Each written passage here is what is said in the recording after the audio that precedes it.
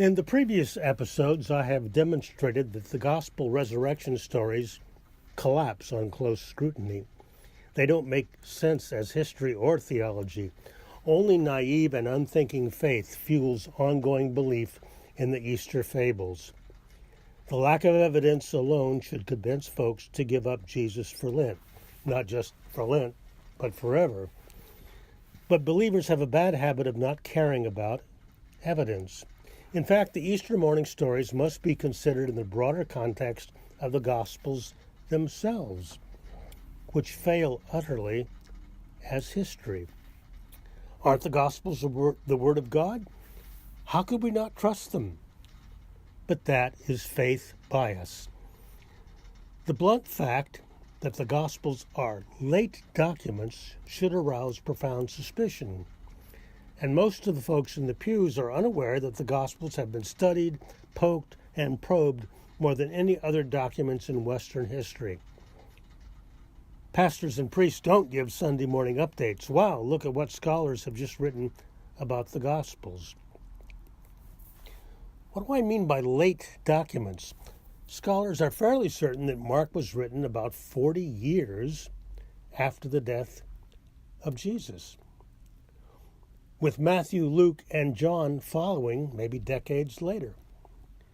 Once this became clear to historians, deep suspicions about the Gospels became inescapable.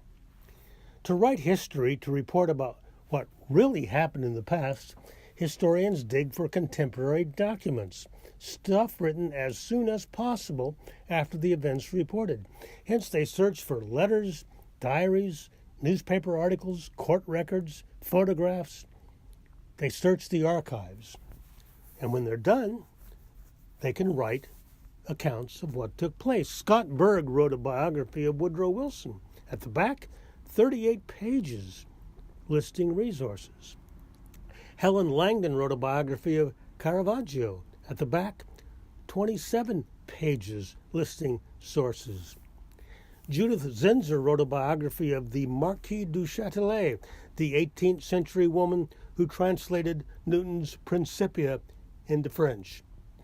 At the back, 69 pages listing sources. Barbara Tuchman wrote an account of the first month of World War I, the Guns of August. At the back, 50 pages listing sources. Now, at the end of Mark's Gospel, 0 pages listing sources. It's the same thing with Matthew, Luke, and John. 0 sources cited. We do know that Mark and Luke were plagiarists. They copied most of Mark without bothering to tell us they did it, and made lots of changes. But we have no idea at all where these gospel writers got any of their stories, any of their Jesus quotes. Moreover, the Gospels are chock full of fantasies, contradictions, misinformation, superstitions, magical thinking, and miracles, stories that are so common in religious lore the world over. Are the Gospels based on reliable oral tradition, as pious scholars have long claimed? Are credible eyewitness accounts preserved? That's wishful thinking.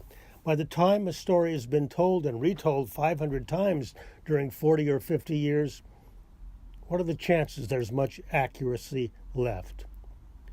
What's the historian to do? They've thrown up their hands a long time ago. It's impossible to point to any story in the gospel and say, now there's a bit of real history. What are churchgoers to do?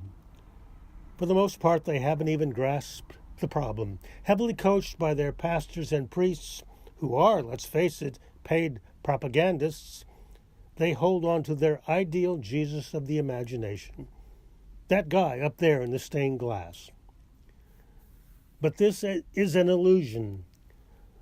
Whatever Jesus they conjure has no basis in history. They worship a fictional character created by those ancient cult propagandists who got the ball rolling, who wrote the Gospels. The best thing to give up for Lent is Jesus. Move on to reality-based thinking.